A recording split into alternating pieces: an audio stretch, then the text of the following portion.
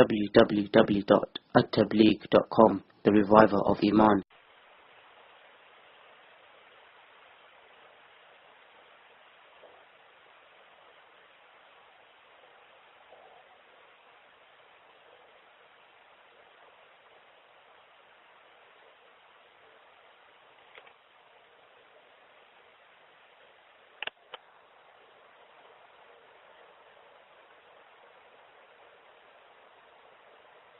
أعوذ بالله من الشيطان الرجيم. بسم الله الرحمن الرحيم.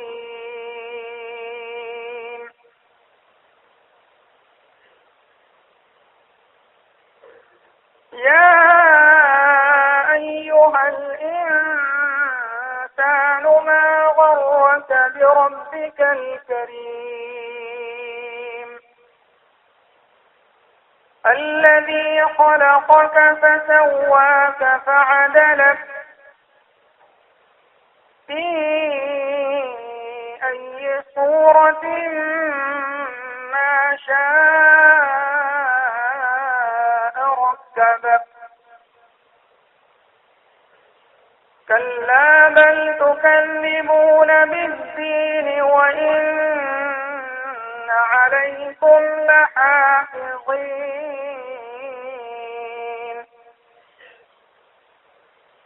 كراما كاتبين يعلمون ما تفعلون. إن الأبرار لفي نعيم وإن الفجار لفي جحيم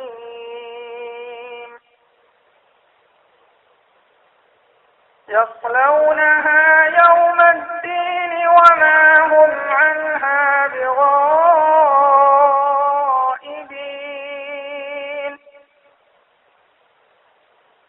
وما أدراك ما يوم الدين.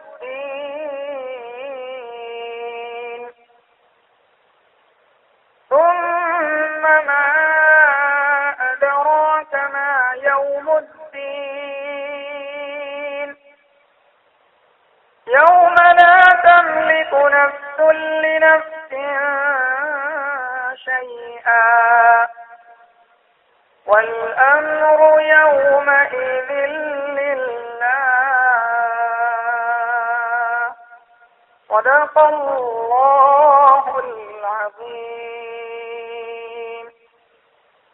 नातिया कलाम पेश करने के लिए हमारी बस्ती के एक तालिब इल्म मोहम्मद नदीम तानू को दावत देता हूँ कि वो तशरीफ लाएं और नातिया कलाम पेश फरमाएं।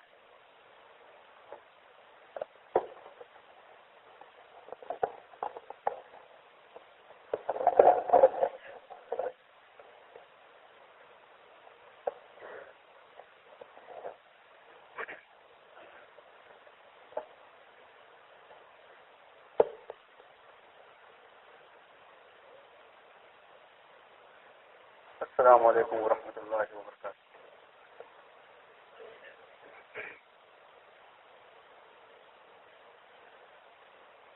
मेरे आका मेरे मालिक मेरे रहबर आप हैं।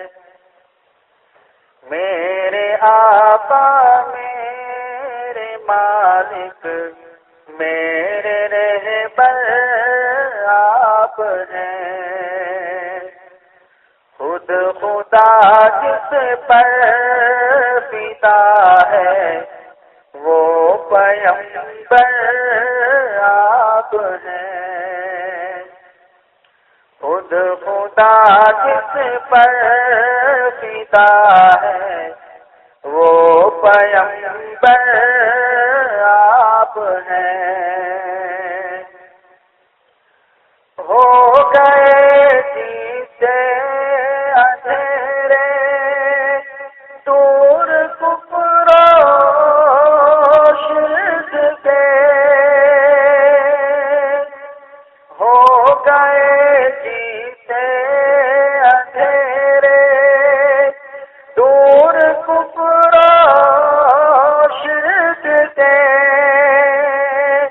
جیتے روشن ہے جہاں وہ جیتے روشن ہے جہاں وہ ماہ انور آپ ہے میرے آقا میرے مالک میرے رہبر آپ ہیں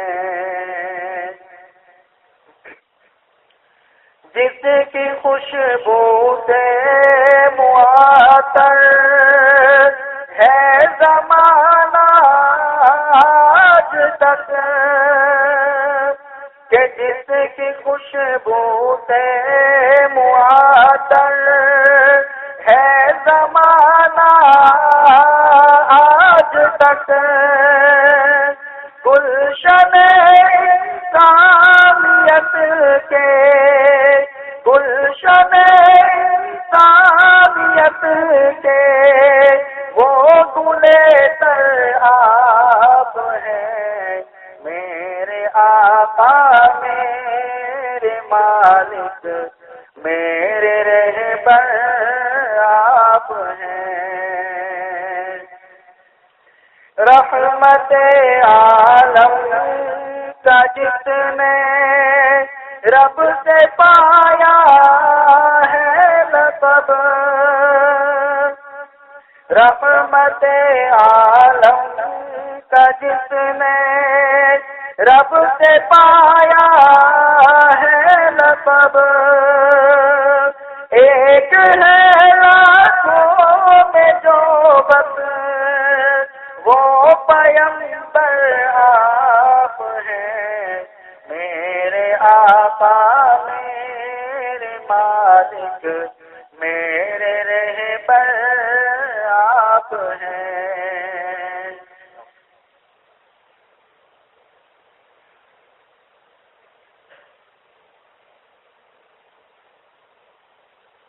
اب ہم صد ادب و احترام حضرت الاستاذ حضرت قاری رشید احمد اجمیری صاحب ادام اللہ فیوزہم کو دعوت دیتے ہیں آپ اپنے ملفوظات عالیہ سے نوازیں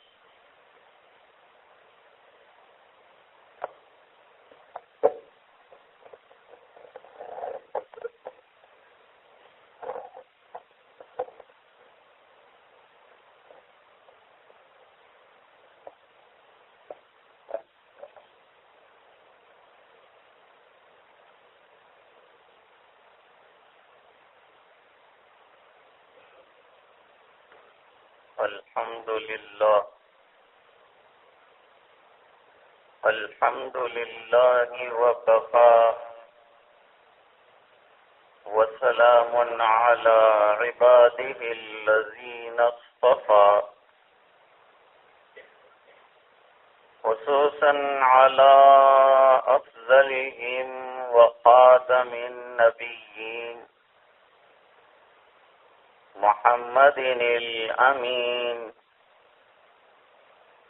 وعلى آله وأصحابه أجمعين أما بعد أعوذ بالله من الشيطان الرجيم بسم الله الرحمن الرحيم يؤتي الحكمة من يشاء ومن يؤت الحكمة فقد أوتي خيرا كثيرا وما يذكر إلا أولو الألباب صدق الله العظيم وقال النبي صلى الله عليه وسلم من يرد الله به خيرا يفقهه في الدين صدق رسوله النبي الأمي الكريم ونحن على ذلك لمن الشاهدين والشاكرين والحمد لله رب العالمين. اللهم صل على سيدنا محمد وعلى آل سيدنا محمد وأصحابه وأزواجه وبارك وسلم.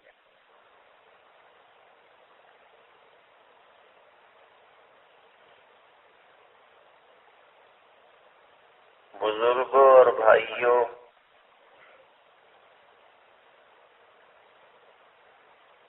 اور گھروں میں سن رہی دینی ماں بہنیں،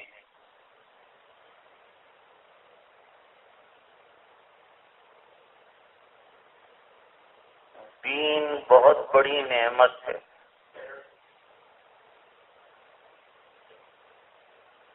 اور ہمیں اللہ کا شکر بجا لانا چاہیے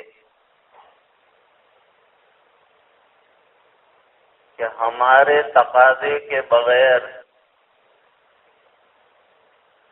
اللہ تعالیٰ نے اس نعمت سے ہمیں سرفراز کر دیا.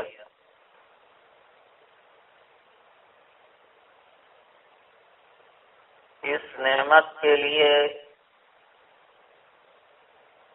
ہم نے کوئی قربانی نہیں دی، کوئی جد و جہد نہیں کی، بیٹھے بٹھائے ہم کو یہ نعمت ملی ہے.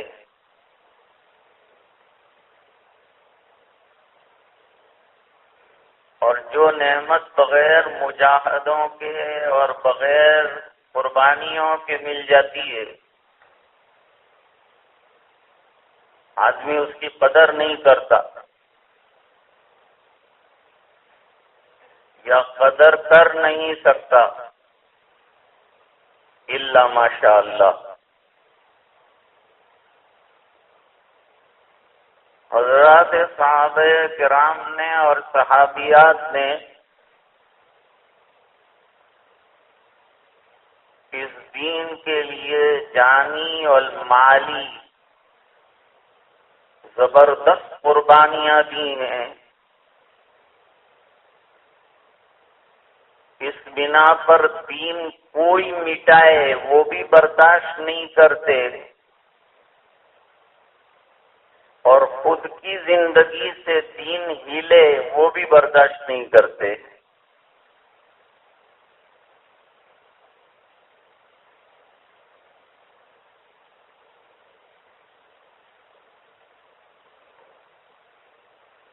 جب تاجدار مدینہ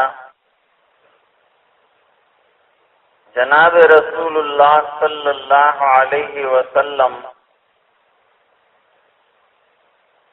دنیا سے تشریف لے گئے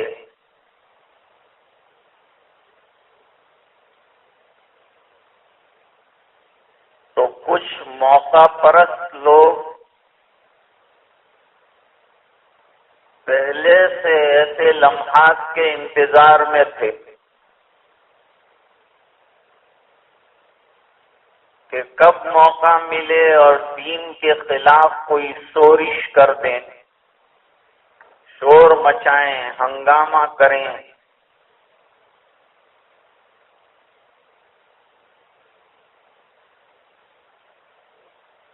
قسمت کی بات یہ ہے کہ رب کائنات نے سرکار کی زبانی حضرت ابو بکر رضی اللہ تعالی عنہ کی خلافت کو طے فرمایا تھا.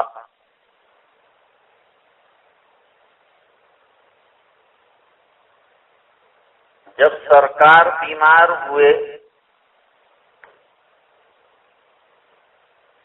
تو فرمایا کہ مرو ابا بکر فلیصلی للناس. حضرت حضرت ابو بکر رضی اللہ عنہ کو حکم کرو کہ وہ نماز پڑھائیں، اور کسی کو نہیں کہا، اور دوسروں کی بات آنا بھی چاہتی تھی تو سرکار نے منع فرمایا کہ میں جتنا کہتا ہوں اتنا کرو۔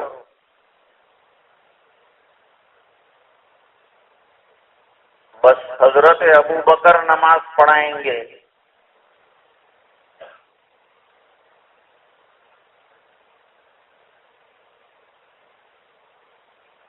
سرکار کی زندگی میں 17 نمازوں کی امامت حضرت ابو بکر رضی اللہ تعالی عنہ نے کی۔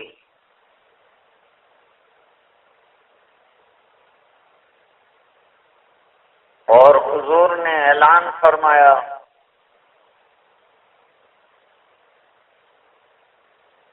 سدوا کل خوفۃ، مسجد نبوی میں جتنی کھڑکیاں کھل رہی ہیں وہ تمام بند کر دی جائیں، الا خوفۃ ابی بکر، مگر حضرت ابو بکر رضی اللہ تعالی عنہ کی کھڑکی کھلی رکھی جائے، کیونکہ میرے بعد ان کو بار بار مسجد میں شورائی نظام کے لیے، خلافت کے کاموں کے لیے آنا پڑے گا۔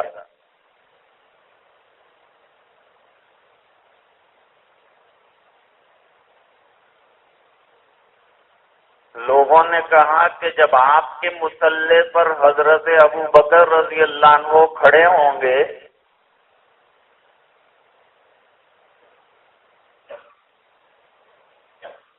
تو وہ بہت زیادہ رقیق القلب ہیں، یعنی نرم دل ہیں، رو پڑیں گے، جب آپ کو نہیں دیکھیں گے تو رونا آ جائے گا، نماز پوری نہیں کر پائیں گے۔ فرمایا اس کے باوجود ان کو حکم دو کہ نماز پڑھائیں۔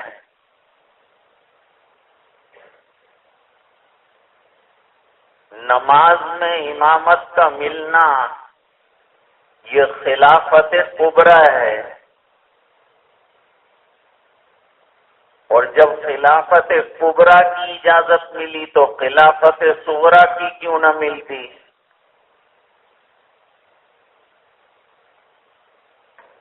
اس بنا پر اتفاق کے ساتھ حضرت صدیق اکبر رضی اللہ تعالی عنہ خلیفہ منتخب ہوئے۔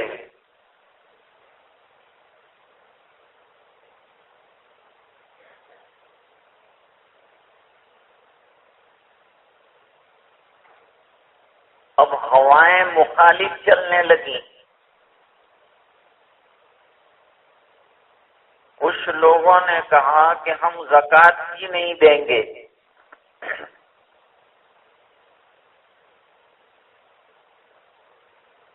کچھ لوگوں نے کہا کہ زکوٰۃ تو دیں گے لیکن بیت المال کو اور سینٹرل گورنمنٹ کو نہیں دیں گے، پائیدخت کو نہیں دیں گے، ہم اپنے طور پر دیں گے۔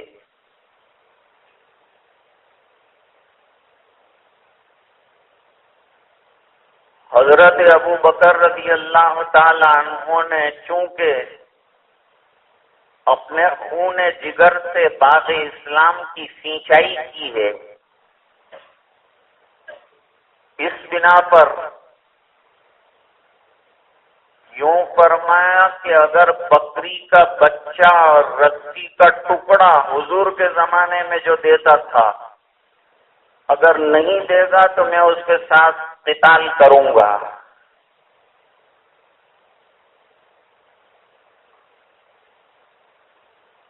اور دوسری ایک بات یہ فرمائی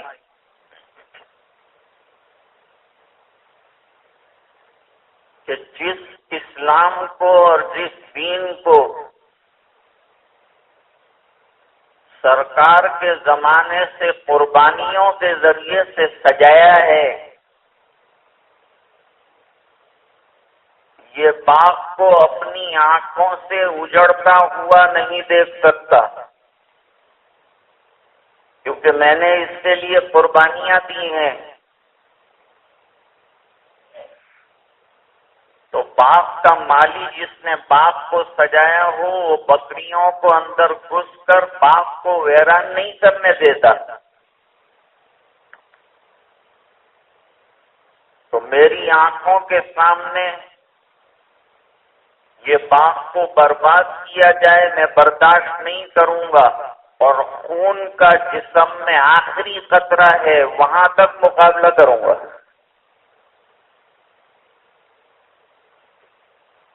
تو جب آدمی قربانیاں دے کر کوئی چیز بناتا ہے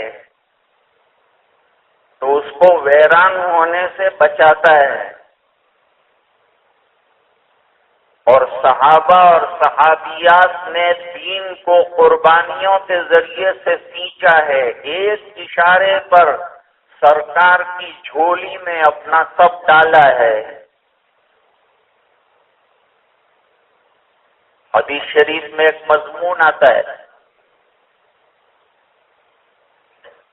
کہ عید کے روز حضور پاک صلی اللہ علیہ وسلم نے ایک بیان دیا، اور یہ بیان مردوں میں ہوا، عورتیں پیچھے تھی اور بہت دور تھی. سرکار کو خیال ہوا کہ ان کو بات شاید پہنچ نہیں سکی ہے، اور صدقوں کی اور زکوٰۃ کی بات ان کو بھی پہنچانی ہے. تو حضرت بلال کو لے کر نکلے. بلال چادر لے کر چلو، اور خواتین کو اور عورتوں کو الگ جمع کیا، اور عید کے روز صدقہ کرنے کی فضیلتیں بیان فرمائی.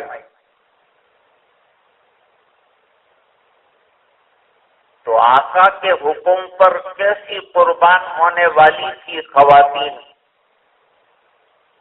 اس کا اندازہ اس سے لگائیے کہ پھر حضور نے فرمایا حضرت بلال سے کہ اب چکر کاٹو عورتوں میں، میرے یہ حکم کا کیا اثر ہوا ہے. عورتیں اکثر زیور پہنتی ہیں. یہ بات الگ ہے کہ آج کل جوانوں نے بھی زیور پہننا شروع کر دیا. ایک جوان میرے پاس آیا تھا، گلے میں سونے کی چین. مجھے کہا مولانا میں بے چین رہتا ہوں. میں نے کہا اس لیے کہ آپ نے میرے نبی کا ممنوع زیور جو عورتوں کا کام ہے وہ پہن رکھا ہے، تو سونے کی چین نے آپ کو بے چین کر دیا ہے. آپ نے آنکھ کا زیور پہنا ہے، تو آنکھ سے کہاں آدمی کو سکون ملتا ہے.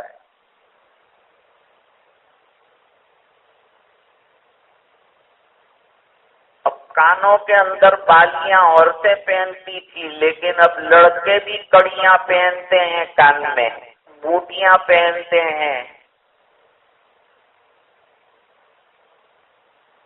ہاتھ میں بھی چین ہوتی ہے، پیروں میں بھی کڑے ڈالے ہوئے ہیں. مردوں کا کام نہیں ہے، مردوں کی زینت سنتوں سے ہوتی ہے. زیورات کا کام عورتوں کا ہے. تو زیور پہن کر خواتین آئی تھیں، صحابیات آئی تھیں، کیونکہ حضور نے اس زمانے میں فرمایا تھا کہ عورتیں بھی جو ہیں عیدگاہ کی طرف نکلے. اب منع ہے، اس زمانے میں اجازت تھی. شوکت اسلام دکھلانے کے لیے، اسلام کی شان اور شوکت بتلانے کے لیے خواتین بھی نکلیں، لیکن جو معذور ہوں گی وہ نماز کی جگہ سے الگ رہیں گی. عورتوں پر عید کی نماز نہیں ہے. اب فتنوں کا دور ہے، مسجد میں آنے کو نہیں فرمایا. یوں فرمایا عورت کے لیے سب سے بہترین جگہ یہ ہے کہ وہ اپنے گھر کے کونے کے اندر نماز ادا کرے. یہ اس کی عفت اور اس کی پاک دامنی کے لیے بہترین چیز ہے. واقعات میں لکھا ہے حضرت عمر رضی اللہ تعالیٰ عنہ کا دور تھا، زمانہ، اور نوجوان سب نمازی تھے. بے نمازی ہوتے تو حضرت عمر کا ڈنڈا حرکت میں رہتا تھا. کیسے کوئی بے نمازی ہو سکتا ہے؟ ایک صاحب پوری رات داروغہ کا کام کرتے تھے اور تہجد میں لگ گئے اور فجر کی نماز میں مسجد نبوی میں امیر المومنین کے پیچھے غیر حاضر رہے. نماز کے بعد حضرت عمر رضی اللہ عنہ ان کے گھر گئے، دروازہ کھٹکھٹایا، خیریت معلوم کی، کاٹی کہ آنکھ لگ گئی تھی. فجر کی نماز اور آنکھ کیسے لگ گئی؟ امیر المومنین رات بھر جاگے، تہجد پڑی، صبح کے وقت ذرا آنکھ لگ گئی. حضرت عمر رضی اللہ تعالی عنہ نے فرمایا پوری رات تیرا بیٹا سوتا لیکن فجر کی نماز باجماعت پڑھتا، مجھے یہ رات کی عبادت کے مقابلے میں زیادہ پسند تھا.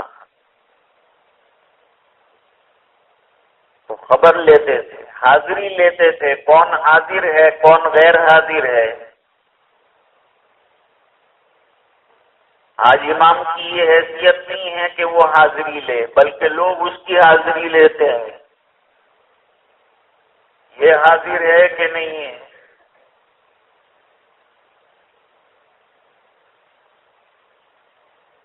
تو نمازوں کی بڑی اہمیت. اب سرکار نے اس بنا پر خواتین کو اجازت دی تھی کہ سرکار عید کے روز نئے نئے مسائل بیان کریں گے تو عورتیں محروم نہ رہ جائیں ان مسائل سے. اب مسائل تیار ہیں، کتابوں میں لکھے ہوئے ہیں، بہشتی زیور کے اندر موجود ہیں، بس پڑھنا ہے. ہر گھر میں بہشتی زیور ہونا چاہیے اور اس کو دیکھنا چاہیے اور پڑھنا چاہیے. اور گجراتی میں بھی ملتی ہے، اردو میں بھی ملتی ہے. ہر گھر کی ضرورت ہے بہشتی زیور. عورت کا اصلی زیور وہ ہے. سونے کا زیور تو پکڑ کا سبب بن سکتا ہے اگر زکوٰۃ ادا نہ کی گئی، لیکن یہ زیور جو کتاب کے اندر دیا ہوا ہے یہ بہشت میں لے جا کر کھڑا کرنے والا ہے. اس لیے حضرت تھانوی رحمت اللہ علیہ نے اس کا نام، اس کتاب کا نام بڑا عجیب رکھا. ہمارے مشائخ کتابوں کے نام بھی عجیب رکھتے ہیں. بہشتی زیور رکھا کہ بہشت کا زیور ہے. اصل میں عورت کو اس زیور کی ضرورت ہے جس کے ذریعے سے اسے جنت اللہ تعالی عطا فرمائے. سرکار نے حضرت بلال کو کہا چکر کاٹو خواتین میں، کیا اثر ہوا ہے میری بات کا یہ پتہ چلے.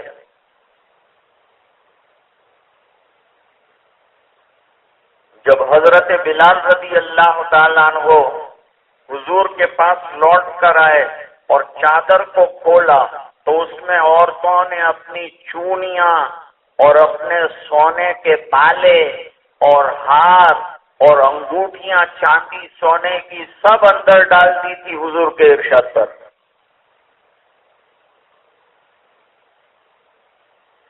ہمارے یہاں راندیر میں سید عطا اللہ شاہ بخاری رحمت اللہ علیہ آئے اور چنارواڑ میں بیان ہوا. عورتیں اوپر بیٹھی ہوئی تھی اور فرمایا کہ میں قادیان میں غلام قادیانی کی مسجد کے سامنے اپنی مسجد بنانے والا ہوں، بتاؤ کون مدد کرنے کے لیے تیار ہے؟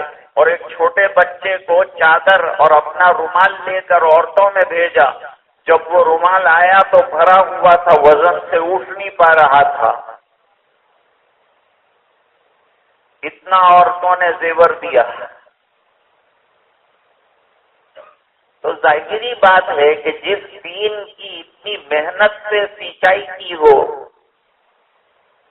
اس کو اپنے ہاتھوں سے تو کوئی برباد نہیں کرے گا، لیکن کوئی برباد کرنے آئے وہ برداشت بھی نہیں کرے.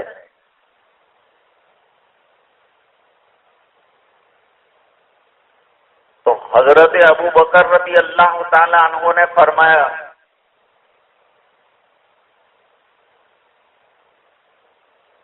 کہ دین میرے سامنے ختم کیا جائے گا جبکہ ابھی میں زندہ ہوں، اور میں نے قربانیاں دی ہیں دین کے لیے، اور صحابہ کرام نے قربانیاں دی ہیں.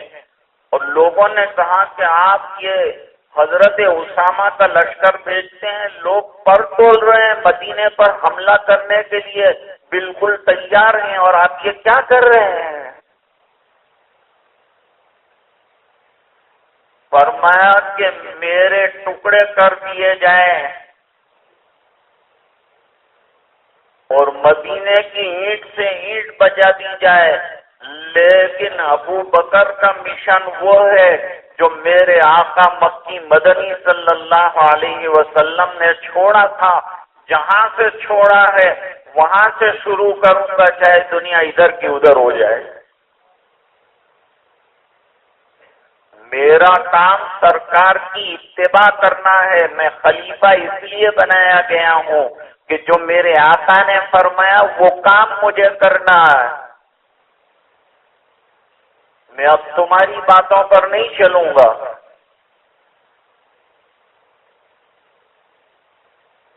تو جو قربانیاں دیتا ہے وہ قربانیوں سے تیار شدہ چیز کو اپنے ہاتھ سے تو ویران نہیں ہونے دے گا، لیکن دوسرے اس میں ٹانگ اڑانا چاہے اس کو بھی برداشت نہیں کرے گا.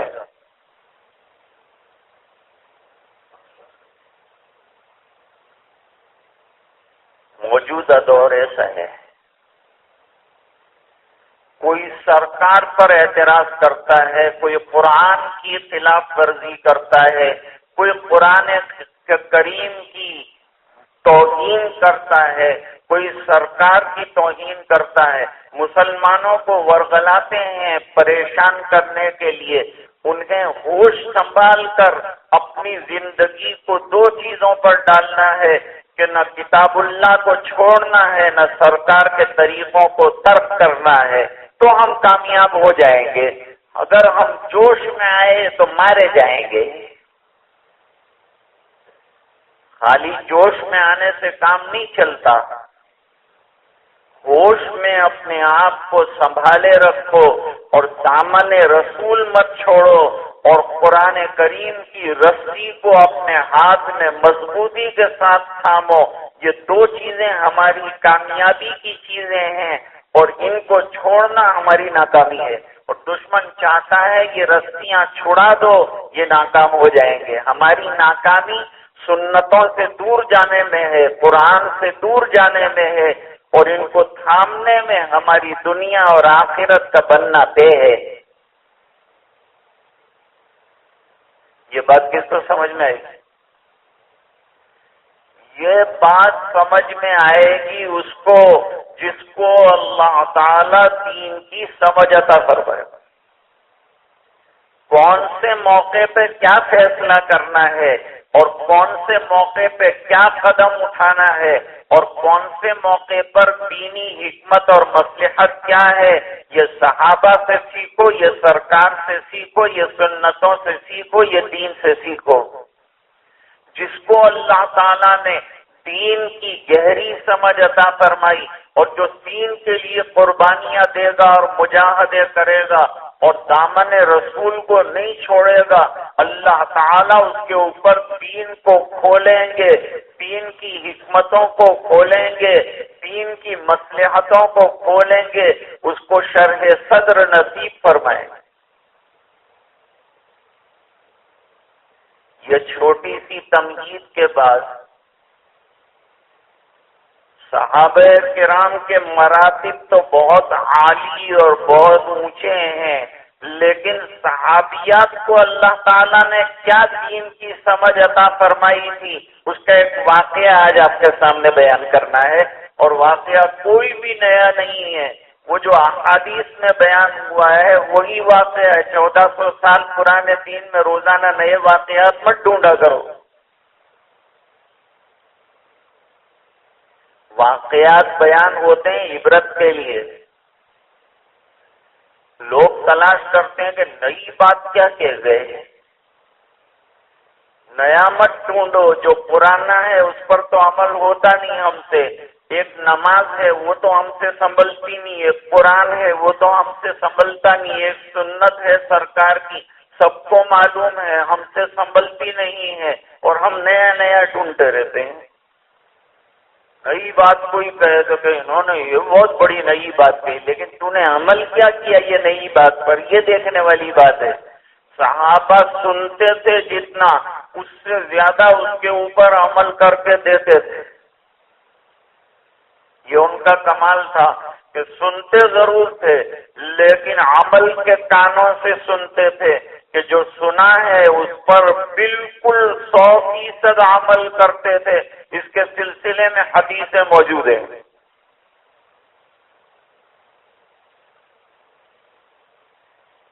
ایک صحابی ہیں، ان کا نام ہے زمام ابن ثعلبہ رضی اللہ تعالیٰ عنہ۔ اسی طرح محفل بیٹھی ہوئی تھی، سرکار تشریف فرما تھے اور زمام ابن ثعلبہ داخل ہوئے۔ یہ نام میں نے پہلے کہہ دیا۔ حضور کے پاس بیٹھ گئے اور فرمایا کہ میں ایک دیہاتی آدمی ہوں اور آپ سے اسٹریٹ سوال کروں گا، جواب لوں گا، آپ برا تو نہیں مانیں گے نا؟ چند سال پہلے ہتھوڑے میں ایک پروگرام اتفاق سے کینسل ہو گیا تھا، کوئی مجبوری تھی تو میں نے نہ کہا، پھر اتفاق سے وہی پروگرام طے ہوا۔ تو یہاں جو بوڑھے تھے انہوں نے کہا کہ نہ پڑھتے ہوئے تو آنا پڑا کہ نہیں، بہت نانا کرتے تھے تو آنا پڑا۔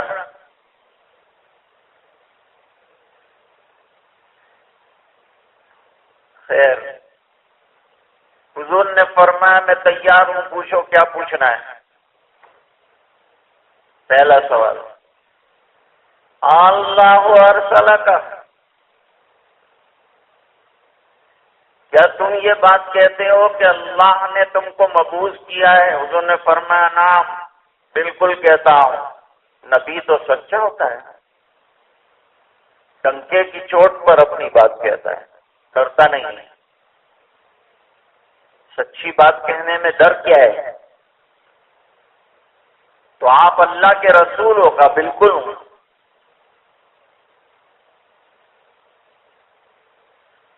پانچ وقت کی نمازوں کا حکم آپ نے کیا ہے؟ جی قرآن کریم کا حکم ہے، اللہ کا حکم۔ روزے رکھنے کے بارے میں آپ نے فرمایا ہے؟ فرمایا ہے۔ زکوٰۃ کے بارے میں آپ نے یہ حکم دیا ہوا ہے؟ میں بالکل دیا ہے۔ حج کرنے کے بارے میں آپ کا یہ حکم آیا ہے؟ جی بالکل آیا ہے۔ اس کے علاوہ میں کچھ کرنا چاہوں تو فرمایا نفلی اعمال اور بہت ہیں، اگر کرنا چاہو تو کرو گے تو اجر ملے گا، اور جتنا آپ نے بتایا اس میں کمی نہ کروں تو فرمایا انشاءاللہ جنت میں داخل ہوں گے، کمی مت کرنا۔ فرمایا نہ اس کے اندر لا ازید علی ھذا ولا انقص، نہ میں زیادتی کروں گا نہ کمی کروں گا۔ حضور نے فرمایا کہ اگر ان صدقہ دخل الجنہ، اگر سچ کہتا ہے تو جنت میں داخل ہو جائے۔ کتنی پیاری بات ہے، جتنا آقا بتائیں اتنا کر لے آدمی تو انشاءاللہ جنت میں داخل ہوگا۔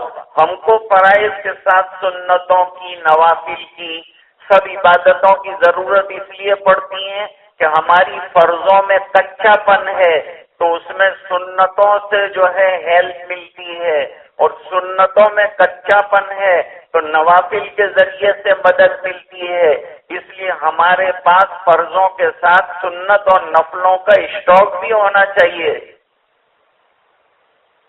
تاکہ فرضوں کی کمی سنت سے دور ہو جائے اور سنت کی کمی نفلوں کے ذریعے سے دور ہو جائے۔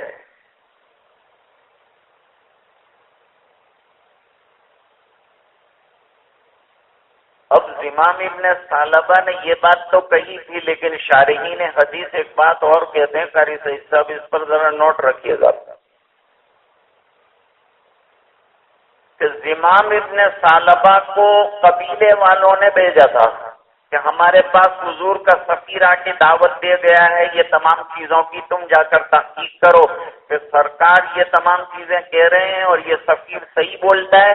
تو حضور نے تمام چیزوں کی تصدیق کی اور زمام ابن ثعلبہ نے کہا جتنی باتیں آپ نے کہی ہیں بے کم و کاس کے جا کر میں قبیلے والوں کو سناؤں گا، اس کے اندر کوئی کمی بیشی نہیں کروں گا۔ ایک معنی اس کا یہ بھی، ایک معنی وہ ہے جو پہلے ذکر کیا۔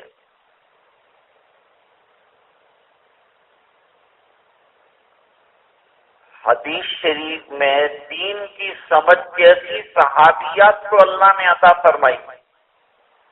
آج ہماری ماں بہنیں جو ہیں دین سے بہت کوری ہیں، اچھا ہے الحمدللہ، یہ دین سننے کا ان کو موقع ملتا ہے تو سننے سے انشاءاللہ دین کی سمجھ آئے گی، دین پر عمل کرنا آسان ہوگا، دین کا علم آئے گا، دین کی فہم آئے گی۔ سنا کرو بہنوں، بہت اچھی بات ہے، آپ کا شوق ہے، اللہ تعالیٰ یہ شوق کو باقی رکھے۔ اور انتظام کیا گیا کہ ماں بہنیں بھی سنیں، تو میں نے انتخاب جو ہے صحابیہ کے واقعے کا کیا ہے کہ دیکھو بہنوں یہ دین کی سمجھ اللہ نے اس کو کیسی عطا فرمائی۔ ایک صحابیہ ہیں ام سلیم رضی اللہ تعالی عنہا۔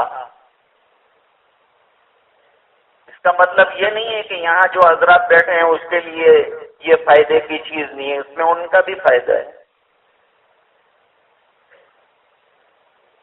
ام سلیم کے شوہر کا نام تھا ابو طلحہ، دونوں کی شادی ہوئی۔ اب تفصیل میں ابھی میں نہیں جاتا کہ یہ ام سلیم کون ہے، ابو طلحہ کون ہے۔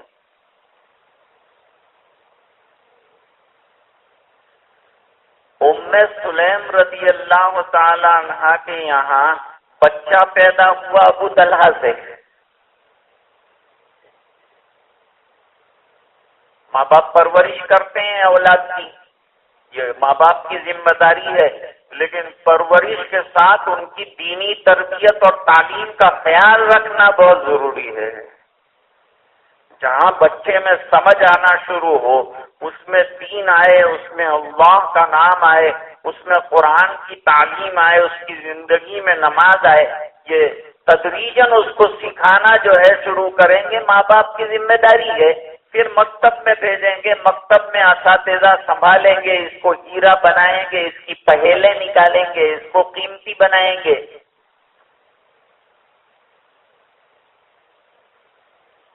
اب شوہر جو ہے ام سلیم کے، وہ کسی سفر میں جا رہے ہیں، تجارتی سفر ہوگا یا کوئی اور سفر ہوگا۔ اس کے دوران یہ بچہ بیمار ہو گیا۔ بچے تو پھول کی طرح ہیں، ذرا ہوا لگی تو مرجھا جاتے ہیں، تو بچہ بیمار ہو گیا۔ شوہر کا سفر ناگزیر اور ضروری ہے، اس بنا پر شوہر جا رہے ہیں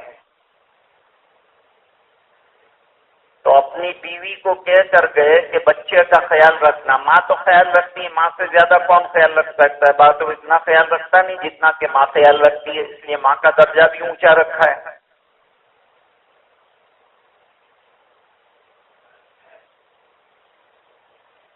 خیال رکھنا. جواب دیا انشاءاللہ پورا خیال رکھوں گی، آپ اطمینان سے سفر میں جائیں. یہ بیوی کی ذمہ داری ہے کہ شوہر کو روانہ کرے تو خوشیوں کے ساتھ روانہ کرے، اور جب وہ آئے تو اس کا استقبال بھی خوشیوں اور مسرتوں کے ساتھ کرے، تاکہ اس کا آنا بوجھ نہ بڑھ جائے گھر میں، اس کے لیے ٹینشن کا سبب نہ بن جائے. یہ بیوی کی ذمہ داری ہے کہ مسکراتے ہوئے استقبال کرے، مسکراتے ہوئے روانہ کرے.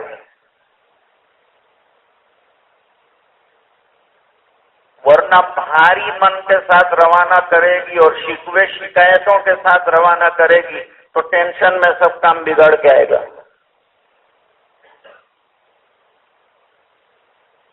اس لیے خوشی سے رخصت کرنا، دعائیں دینا اور پھر روانہ کرنا.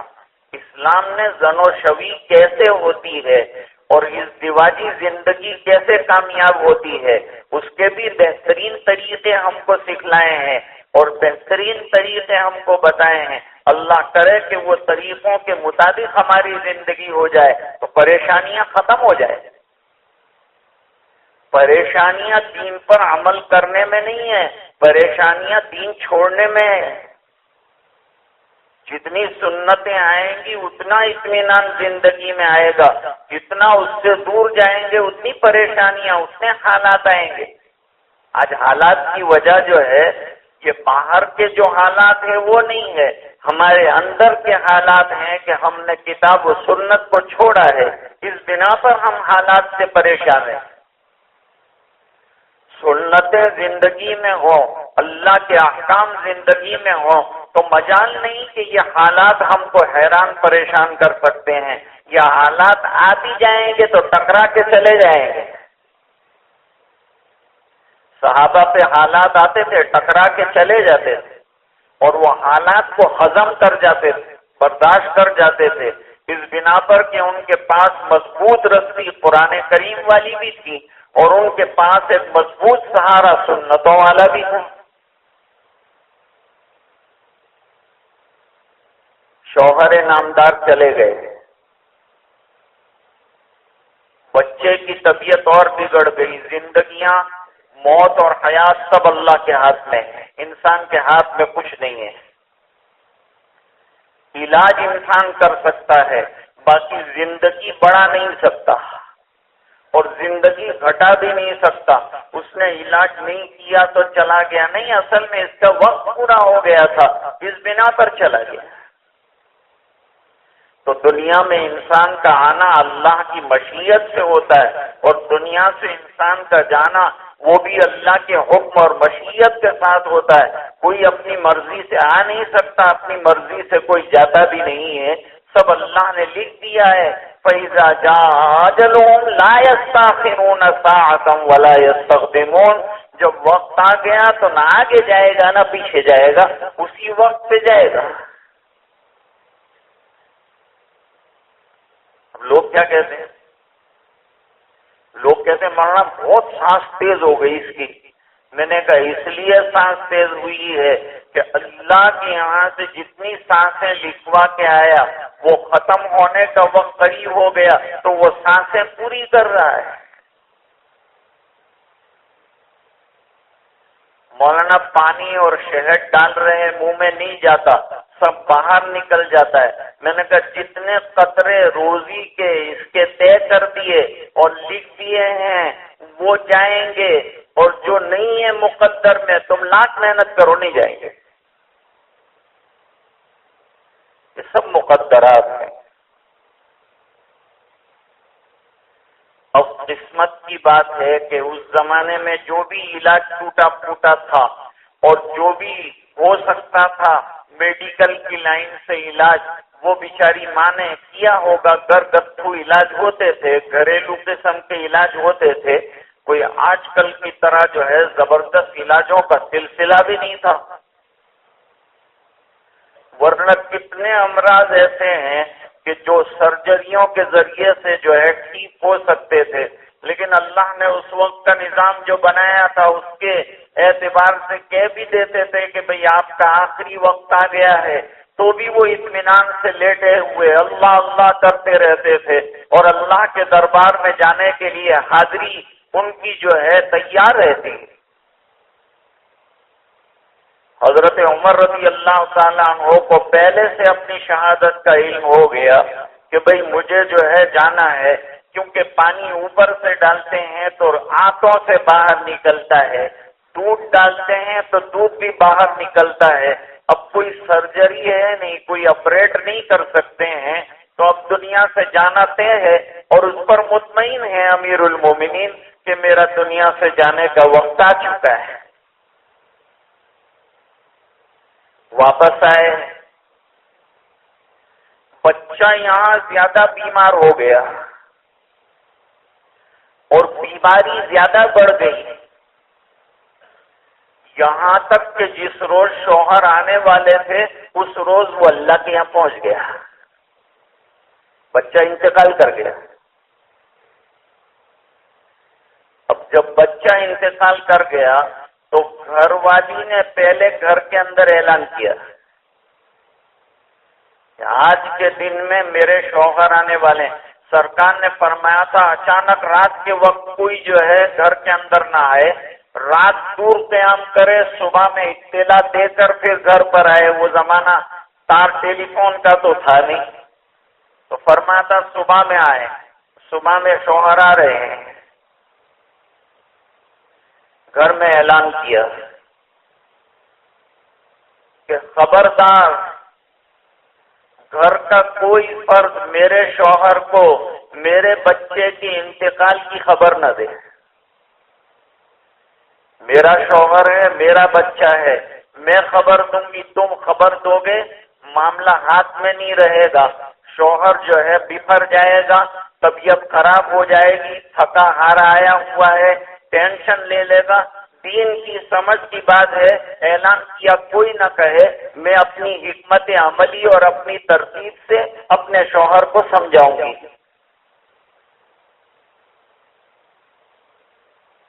اب شوہر آئے، اب ماں کا کیا حال ہوگا؟ بچے کی ناش گھر میں پڑی ہوئی ہے، کپڑا ڈھکا ہوا ہے، شوہر آیا تو زارو قطار رونا چاہیے، تو دل کے اوپر پتھر رکھ کر بیوی جو ہے وہ شوہر کا ہنستے ہوئے استقبال کر رہی ہے۔ اب وہ کیسے ہنسی ہوگی وہ تو وہی جانے، لیکن وہ اللہ رسول کا حکم پورا کرنے کے لیے سب کر رہی تھی، اور شوہر کا جو حق ادا کرنا ہے وہ کر رہی ہے۔ اس نے اپنے جذبات کو کنارے پر رکھ دیا کہ جذبات ایک طرف اور اللہ رسول کا حکم ایک طرف، شوہر کو اس وقت خوش رکھنا ہے اور اس کا استقبال ایسے کرنا ہے کہ اس کو باور نہ ہونے پائے کہ گھر میں وفات ہوئی ہے۔ سامان رکھ دیا، آرام سے بیٹھ گئے۔ پہلا سوال کیا شوہر نے کہ میرا وہ بچہ کیسا ہے؟ تو حکمت والا جواب دیا، یوں نہیں کہا کہ وہ وفات ہو گئی، وہ مر گیا، دنیا سے چلا گیا، یہ بات نہیں کہی، بلکہ یوں کہا کہ وہ پہلے سے پرسکون ہے۔ اور ظاہری بات ہے کہ انسان کو دنیا میں بیماریاں جو پریشان کرتی ہے وہ زندگی تک پریشان کرتی ہے، زندگی ختم ہونے کے بعد بیماریاں رخصت ہو جاتی ہیں۔ وہ حالات، وہ سر کا درد، وہ جسم کا درد وہ سب ختم ہو گیا. اب اگر اعمال صالحہ ہوں گے تو قبر کی زندگی اچھی ہوگی، اور اعمال صالحہ ہوں گے تو برزخ میں انشاءاللہ اللہ تعالیٰ جنت کی کھڑکی اس کے لیے کھول دیں گے. اس کے لیے آگے کے مرحلے آسان ہو جائیں گے، اور یہ تکلیفیں اس کے لیے آخرت میں راحت کا ذریعہ بن جائیں گی، درجوں کے بلند ہونے کا سبب بن جائیں گی.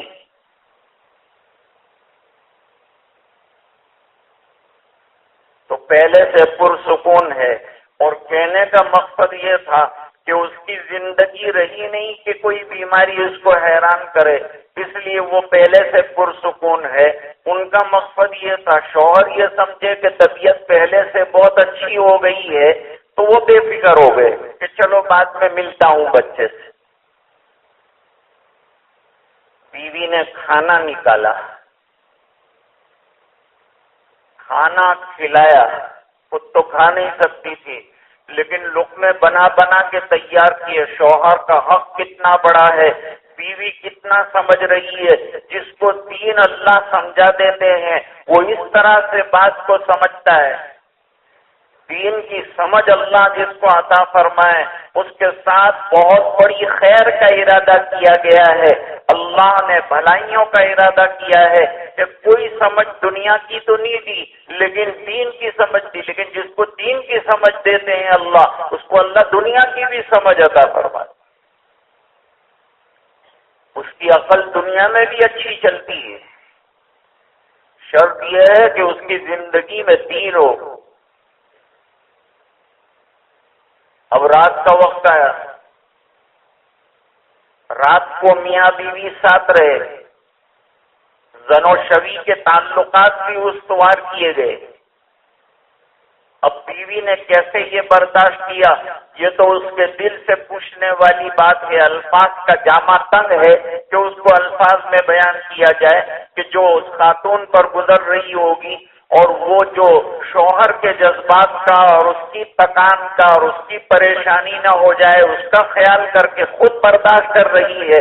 سیدھے پہ پتھروں کا منوں کے پتھر رکھے ہیں کہ میرا بچہ ادھر مرا پڑا ہے اور شوہر کے ساتھ زن و شوی کا تعلق استوار بھی کر رہی ہے.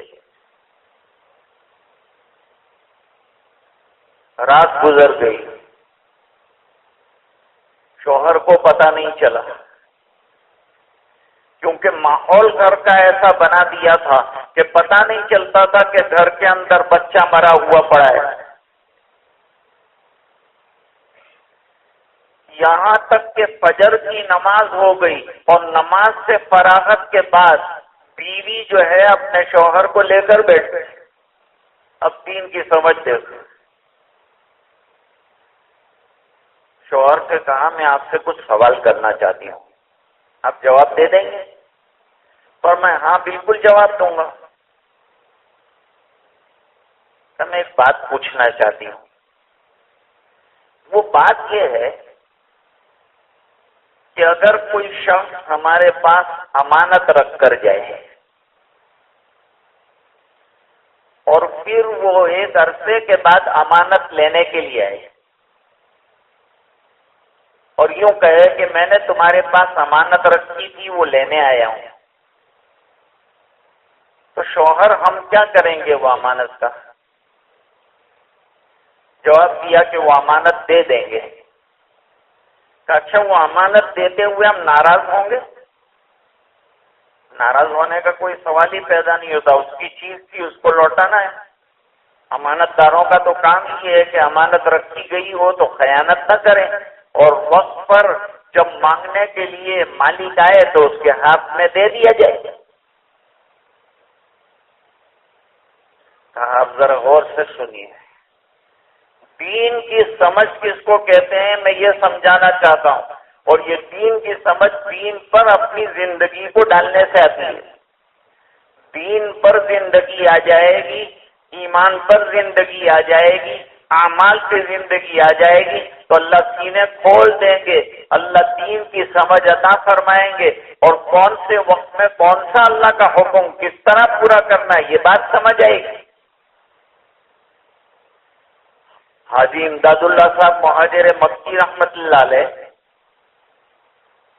جب گھر سے نکلتے تھے نماز پڑھنے کے لیے تو قدم بہت چھوٹے چھوٹے رکھتے تھے. لوگوں نے کہا حضرت ایک دم تیز قدم اٹھائیے نا تاکہ جلدی سے ہم مسجد پہنچ جائیں.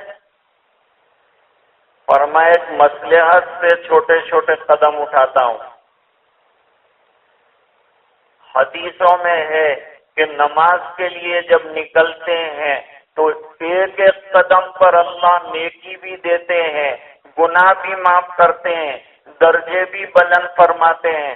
تو میں چھوٹے چھوٹے قدم اس لیے اٹھاتا ہوں کہ جتنے زیادہ قدم ہوں گے اتنی نیکیاں زیادہ لکھی جائیں گی، اتنی برائیاں مٹائی جائیں گی، اتنے درجے اللہ تعالیٰ بلند فرمائیں گے. میں تو اس لالچ میں چھوٹے قدم اٹھاتا ہوں. اس کو دین کی سمجھ کہتے ہیں. جب دین آتا ہے تو اللہ دین کی سمجھ بھی عطا فرماتے ہیں. اب شوہر سے کہا کہ انسان کے پاس جو کچھ بھی ہے سب اللہ کی امانت ہے، خود ہماری زندگی بھی امانت ہے جو اللہ نے دی ہے، اور ہماری اولاد جو ہے وہ بھی امانت ہے جو اللہ نے ہمیں عطا فرمائی تھی. تو ہم کو بھی اللہ تعالیٰ نے امانت کے طور پر ایک بچہ دیا تھا. کل تمہارے آنے سے پہلے وہ امانت اللہ نے اپنے پاس لے لی. سناٹے میں آ گئے. ارے اللہ کی بندی، تو نے کل سے بات بتائی نہیں، رات گزر گئی، دن گزر گیا، اور ابھی صبح میں تو نے خبر سنائی اور ایسی سنائی. پر میں اگر اس وقت خبر سناتی تمہاری طبیعت خراب ہو جاتی. تم بھوکے پیاسے تھے اتنے عرصے سے، تھکے ہارے تھے ایک عرصے دراز سے، پریشان ہو جاتے. میری فرض منصبی یہ تھا کہ میں تمہاری تھکان کو دور کروں، تمہارا حق ادا کروں. اس لیے میں نے اپنے جذبات کے اوپر پتھر رکھا. وہ تو تم دیکھتے نہیں، اور تم کو موت نہیں بتائی. یہ تم میرے سے شکوہ کیسے کر سکتے ہیں؟ شوہر رونے لگے. میرا بچہ گھر کے اندر مردہ پڑا تھا اور میں نے کھانا کھایا اور میں رات کو آرام سے سویا، اور تو نے مجھے بتایا نہیں. کہیں اللہ کے یہاں ہماری اس پر پکڑ تو نہیں ہے؟ چلو آقا کے پاس چلنا پڑے گا، چلو سرکار کے پاس چلنا پڑے گا. تم بھی پہن لو برقع، تم بھی اوڑھ لو چادر، ہم سرکار کے پاس جاتے ہیں. مسائل تو سب یہیں حل ہوتے ہیں نا. مسائل تو آقا کے پاس حل ہوتے ہیں، مسائل تو سرکار کے پاس جا کے حل ہوتے ہیں. جو بھی چھوٹا سوال ہو کہ بڑا سوال ہو، صحابہ کرام کو لے کر اور صحابیات حضور پاک صلی اللہ علیہ وسلم کے دربار میں حاضر ہوتے ہیں اور اپنے مسائل رکھتے ہیں. جا کر پوری کہانی اور پوری رودات سنائی. نوجوان لوگ سمجھ رہے ہیں نا میری بات؟ مشکل تو نہیں لگ رہی نا آپ کو؟ حضور پاک صلی اللہ علیہ وسلم نے عورت کی دینی سمجھ کی تعریف کی. جب پورا واقعہ سنایا تو واقعہ سنانے کے بعد پھر حضور پاک صلی اللہ علیہ وسلم نے عورت کو شاباشی دی کہ واہ، شوہر کا حق ادا کرنے میں تو نے تو کمال کر دیا.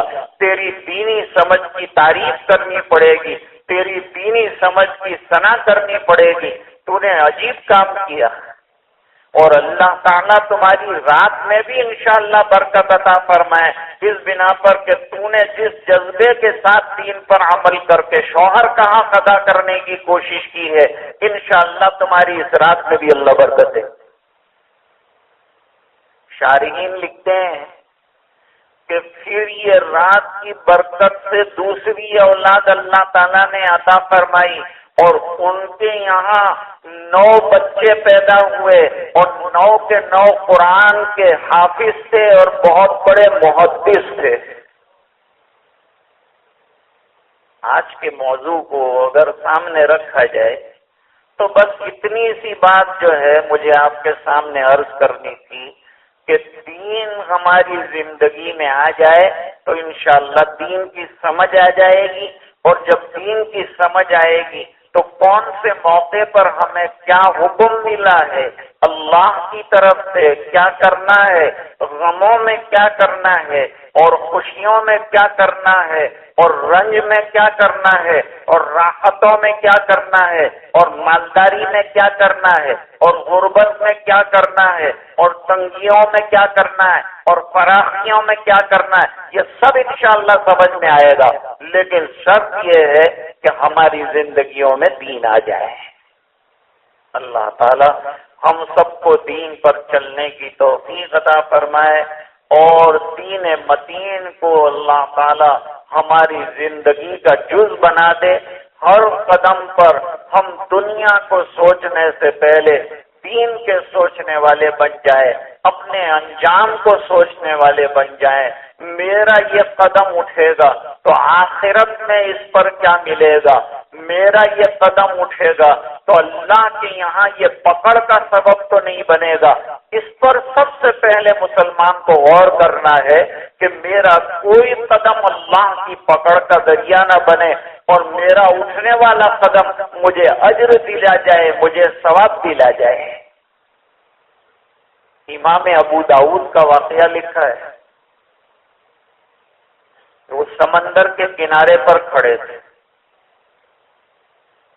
ایک جہاز جا رہا تھا، اس میں کسی کو آ گئی چھینک اور وہ چھینکنے والے نے الحمدللہ کہا۔ چھینک آئے تو الحمدللہ کہنا چاہیے۔ اب یہ کیوں الحمدللہ کہنا چاہیے، یہ بھی ایک کلام ہے، کیوں الحمد کہا جائے۔ علماء نے لکھا ہے کہ جب چھینک یعنی اندر سے ہوا تیزی کے ساتھ باہر کئی 100 میل کی اسپیڈ سے آتی ہے تو انسان کا چہرہ اتنا ڈینجر بن جاتا ہے۔ آج کل تو ڈیجیٹل کیمرہ کے زور ہے، جب چھینک آ رہی ہو نا کسی کو، اس وقت تصویر اگر نکال کے اس کو بتائیں گے تو 100 مرتبہ لاہور پڑے گا، اتنا اس کا ڈراؤنا چہرہ ہو جاتا ہے، چہرہ اتنا ڈراؤنا ہو جاتا ہے۔ لیکن 1 منٹ میں وہ ہوا کے باہر نکلنے کے بعد چہرے کو اللہ ڈراؤنا نہیں رکھتے، واپس اپنی اصلی شکل پر کر دیتے ہیں۔ اس پر کہا الحمدللہ، میری طاقت نہیں تھی کہ میرا چہرہ میں ٹھیک کر لیتا، اللہ تیرے کرم سے چہرہ دوبارہ ٹھیک ہوا تو تیرا شکر بجا لاتا ہوں۔ اس بنا پر الحمدللہ کے تو الحمدللہ کہا، کہنے والے نے اس کا جواب دینا ضروری ہے۔ انہوں نے سنا تو اس زمانے کے اعتبار سے کشتی کرائے کے اوپر لے لی کنارے پر، اس زمانے کے اعتبار سے 4 آنا کرایہ ہوا۔ کشتی لے کر پہنچے جہاز کے پاس اور جا کر کہا کہ بھائی جس نے بھی چھینک پر الحمدللہ کہا ہے میں اس کا جواب دینے کے لیے آیا ہوں اور تمہیں کہتا ہوں یرحمک اللہ، یہ جواب دینے کے لیے میں کشتی لے کر یہاں تک آیا تو غیب سے آواز سنی گئی کہ اے ابو داؤد، آج آپ کے اعمال بہت ہیں لیکن آج 4 آنے میں آپ نے جنت کما لی۔ دین کی سمجھ آ جائے آدمی کو اور کون سے موقع پر لے لینا ہے اور کون سے موقع پر اجر کما لینا ہے اور کون سا موقع ہے کہ نیکیاں وصول کر لینا ہے، یہ سمجھ کا ہونا بہت بڑی نعمت ہے۔ اور یہ دین کو پریکٹس دی دین، جب ہماری زندگیوں میں دین کو ہم پریکٹس کریں گے تو اس کے نتیجے میں اللہ تعالیٰ یہ دماغ کو کھول دیں گے۔ جو جس کام کے اندر محنت کرتا ہے اس میں اس کا دماغ کھل جاتا ہے۔ کمپیوٹر والے کا دماغ کمپیوٹر پر محنت کرنے سے کھلتا ہے، موبائل والے کا ہم کو تو سمجھ میں بھی نہیں آتا، پکڑنا بھی نہیں آتا کہ موبائل الٹا پکڑا ہے کہ سیدھا پکڑا ہے، لیکن یہ تو جوانوں کو آپ پوچھو کہ اس کے اندر کیا کیا چیزیں ڈالی ہوئی ہے، وہ ایک ایک بٹن دبا کے کیا کیا چیزیں نکالتا ہے کیونکہ اس نے اس پر محنت کی ہے۔ تو موبائل پر محنت کر رہا ہے، کمپیوٹر پہ محنت کر رہا ہے، میکینزم پر محنت کر رہا ہے، دنیا کی چیزوں پر محنت کر رہا ہے۔ اصل محنت کا میدان دین ہے، دین پر اللہ تعالی محنت کرنے والا بنا دے اور دونوں جہان کی کامیابیاں نصیب فرمائے۔ وآخر دعوانا ان الحمد للہ رب العالمین۔ اب مجھے حکم یہ بھی ہے کہ تھوڑی دیر کے لیے ذکر اللہ کیا جائے۔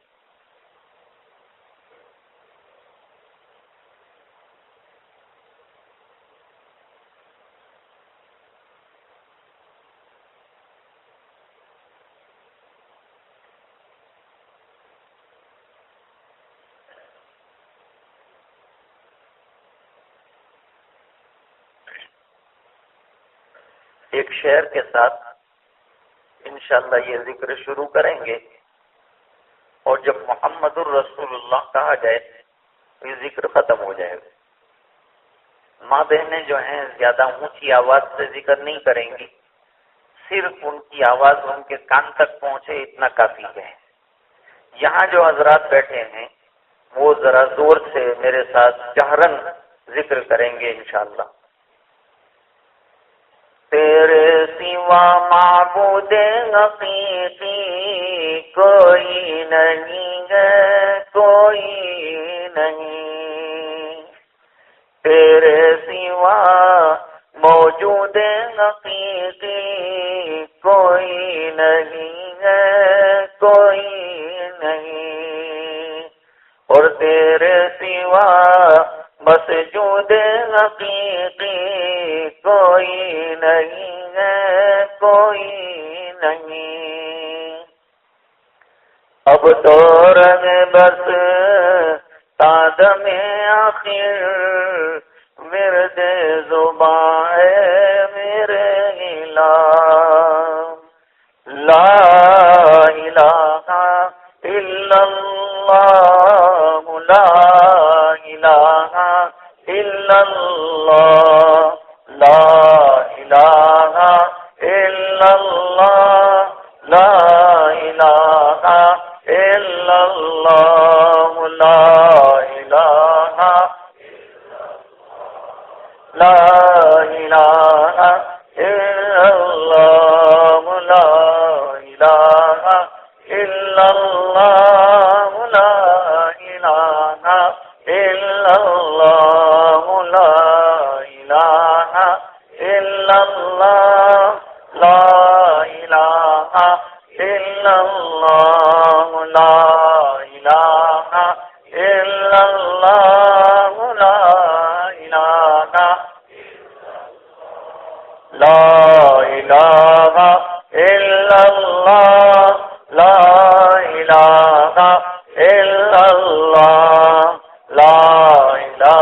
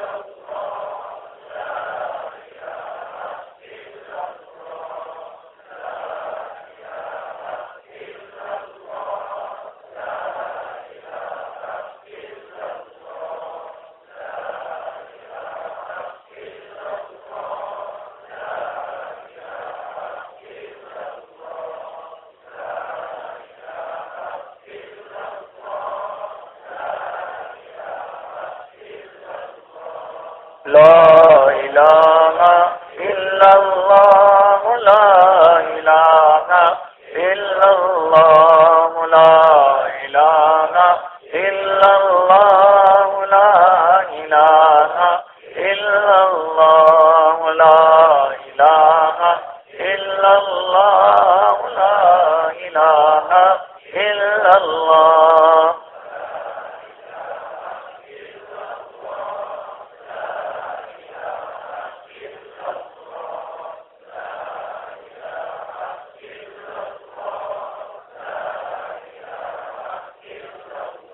محمد رسول اللہ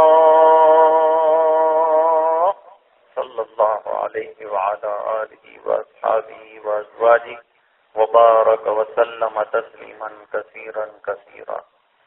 اب ایک اعلان یہ ہے کہ جنوری میں آپ کے گاؤں کو الحمدللہ اجتماع ملا ہے، لہذا اس کی محنت میں بھی جڑنا ہے اور لگنا ہے، اور جماعتوں میں بھی چلنا ہے اور نکلنا ہے.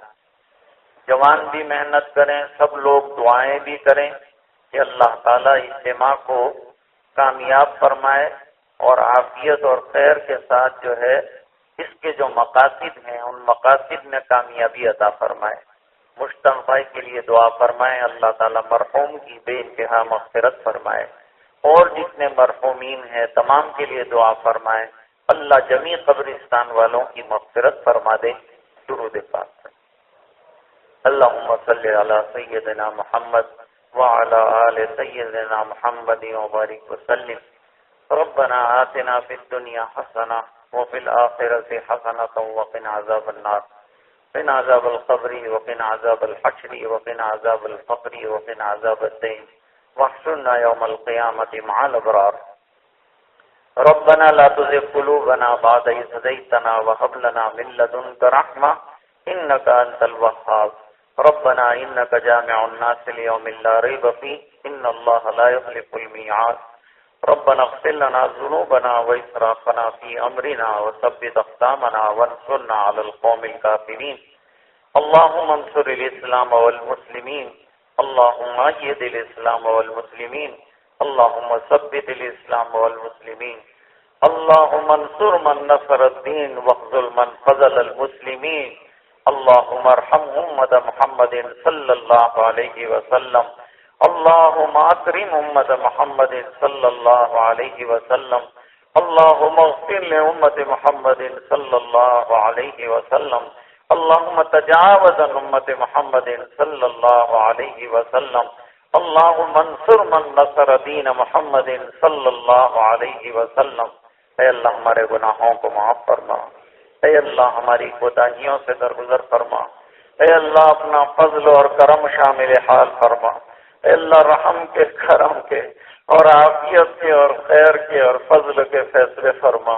اے اللہ اپنی رضائے دائمی ہمیں عطا فرما. اے اللہ دین کی سمجھ ہم کو عطا فرما. اے اللہ دین کی فہم نصیب فرما. اے اللہ گناہوں کی نفرت ہمارے دلوں میں جاگزین فرما. اے اللہ دین کا ذوق شوق ہمیں اور ہماری نسلوں میں پیدا فرما. اے اللہ ہمیں نمازوں کا پابند بنا دے. اے اللہ تلاوت قرآن کا شیدائی بنا دے. اے اللہ ذاکرانہ زندگی عطا فرما دے. اے اللہ زبان کو ذاکر بنا دے. اے اللہ قلوب کو شاکر بنا دے. اور اے اللہ جسم کو تیرے احکام پر عامل بنا دے. اے الہ العالمین اپنی رضا ہمیں نصیب فرما. تو ہم سے راضی اور خوش ہو جا.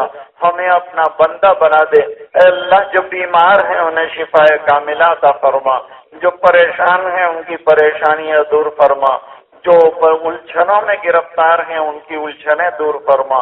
جو مقروض ہیں غیر سے قرضوں کے پورا ہونے کی سبیل پیدا فرما. اے اللہ جو گھریلو مسائل ہیں اپنے فضل سے تمام کو حل فرما. اے اللہ بیرونی مسائل کو حل فرما. اے اللہ ہر قسم کی ارضی سماوی آفات بلیات سے پوری امت کی حفاظت فرما. اے اللہ پوری انسانیت کی حفاظت فرما. اے الہ العالمین ذاکرانہ زندگی نصیب فرما. اے اللہ شاکرانہ زندگی نصیب فرما. اے اللہ تیری یادوں سے لبریز زندگی عطا فرما.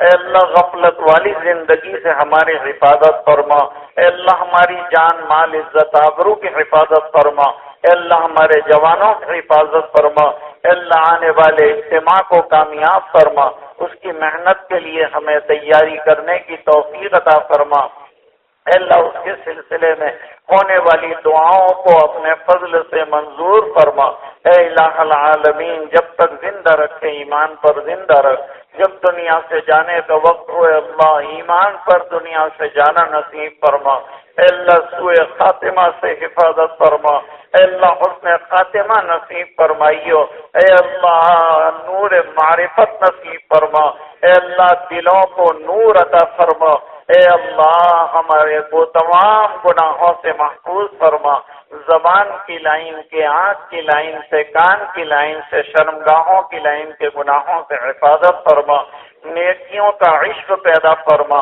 نبی کریم صلی اللہ علیہ وسلم کی اتباع زندگی اور زندگی کے ایک ایک شعبے میں نصیب فرما، اللہ اس پورے مجمع کی مغفرت فرما، ماں بہنوں نے ہاتھ پھیلائے اللہ ان کی منگتائیں بھی عطا فرما، اے اللہ غیب سے حاجت براری کی شکلیں پیدا فرما، اے الہ العالمین یہ دعائیں اپنے فضل و کرم حبیب پاک صلی اللہ علیہ وسلم کے طفیل منظور فرما، سبحان ربک رب العزت عما یصفون، سلام علی المرسلین والحمد للہ رب العالمین۔ السلام علیکم ورحمۃ اللہ وبرکاتہ۔